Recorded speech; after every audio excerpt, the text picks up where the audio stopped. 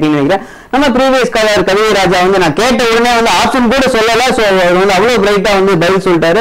அடுத்த நேரம் ஒருத்தர் காத்துட்டு இருக்காங்க. யாருன்னு பார்க்கலாம். ஹலோ ஹலோ, வணக்கம் சார். வணக்கம் சாந்தி மேடம், நலமா இருக்கீங்களா? மேடம் மேடம், நீங்க? ரொம்ப நல்லா இருக்கேன். ஆடம்பாக்கம்ல எப்படி இருக்கு? நல்லா இருக்கு சார். நல்லா இருக்கு. வீட்டுல அனைவரும் நலமா? எல்லாரும் நல்லா. உங்க வீட்டு நலமா? எல்லாரும் நல்லா இருக்காங்க. எப்படி டின்னர் எல்லாம் முடிச்சிட்டீங்களா? தெம்பா பேசிட்டு இருக்கீங்களா? 8 o'clock தான். 8 o'clock தான். ஷார்ப்பா 8 மணி ஆச்சுன்னா சாந்தி மேடம் வீட்டுல சாப்பாடு ரெடின்னு நினைச்சுக்கலாம். ஆமா. சரி, ஓகே. ரீசெண்டா என்ன படம் பாத்தீங்க? ரீசெண்டா எந்த படம் நான் பார்க்கல. எந்த படம் பார்க்கல? பிக்சர்க்கே போக மாட்டேன். பிக்சர்க்கே போக மாட்டீங்க. அப்புறம் எப்படி நான் கேட்க போற கேள்விக்கு பதில் சொல்ல போறீங்க? நீங்க கொடுக்குற ஆப்ஷன் சொல்ல வேண்டியது. ஆப்ஷன் வச்சு இன்ஜினியரிங் வாங்கி போடுவீங்களா? இல்ல இல்ல, யோசிச்சு சொல்ல வேண்டியது. சரி, ஓகே. ஒரு சூப்பரான ஒரு கேள்வி காத்துக்கிட்டே இருக்கு. கமல்ஹாசன் அவர்கள் நடித்த அன்பே சிவம் திரைப்படத்தின் இயக்குனர் யார்? சுந்தர்சி அவர்கள்.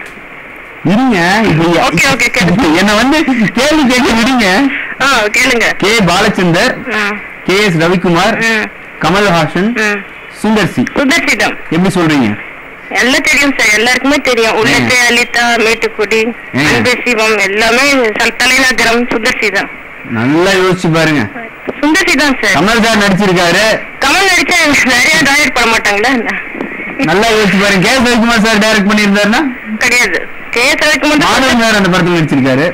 நடிக்கட்டும். சோ இந்த பதில இருந்து மாறவே மாட்டேன். சுந்தர்சி தான். ஆமா ஆமா. ஓகே, சரியான விடை. ஓகேவா? வரப்போற சாங் யாருக்கு டெடிகேஷன்? இமயம் டிவிக்கு தான் சார். இமயம் டிவிக்கு உங்களோட சார்பா வரப்போற சாங் டெடிகேட் பண்ணிடலாம். ஓகேவா? Thanks for calling Shanti madam. தொடர்ந்து கால் பண்ணுங்க. உங்களுக்கு ஒரு சூப்பரான பாடல் வந்துகிட்டே இருக்கு, பாருங்க.